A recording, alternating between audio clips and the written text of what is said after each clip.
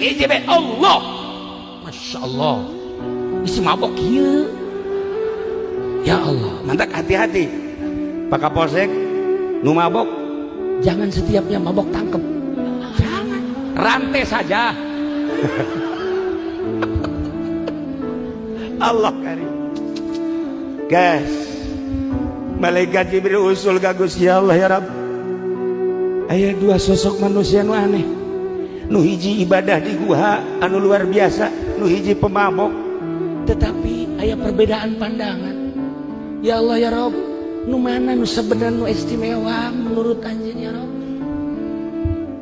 Lamun dicaritakeun mah panjang cek Pangeran Jibril, bejakeun kanu di guha nyana meureun ibadah teh hayang kapanggih jeung kaula, kaula rek manggihan nyana setelah ngasupkeun gajah ka jero liang jarum 1000.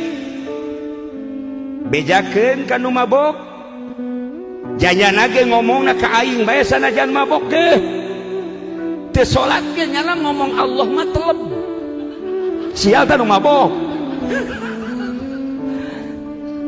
Bejakeun aing nu agung, ulah nu agung rek manggihan setelah 1000 gajah diasupkeun ka liang jarum. Sampai malaikat Jibril langsung datang deui ka guha, ki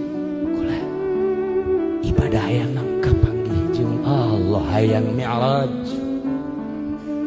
Allah bakal manggihan ka anjeun, alhamdulillah. Tetapi dengan catatan ke Allah rek ngasupkeun heula gajah 1000 ka liang jarum. Oh, tama bahasa bahwa Allah moal datang berarti ka aing geus, aing mah ibadah geus endeuk geusan ku ari mah, aing deuk ka kota deuk mabok ku ari mah. Dibalik Haji Jamal teh modelna.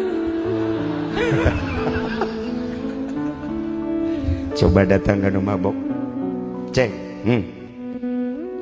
Allah bakal manggihan ka Aceng, sebab Aceng ngomongna embung dibantuan ku makhluk hiji bae Allah, bisa teu bisa ka Allah, Allah bakal manggihan. Iraha deuk manggihan anak ke lamun Allah geus gasupkeun gajah 1000 ka liang jarum.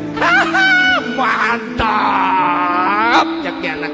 Allah mantep kudu ngasupkeun ka liang jarum 1000, iraha bae sekat antara kula jeung Allah, Allah jeung kula, iraha bae berak penting jeung sabaraha bae teh bohong tawa bahaka sakitu mah. Ya Allah, ya Rabb, ngalayang ka luhur langit. Mantak nu mabok sing hade, ye asal ulah mabok korupsi bae, bajingan teman.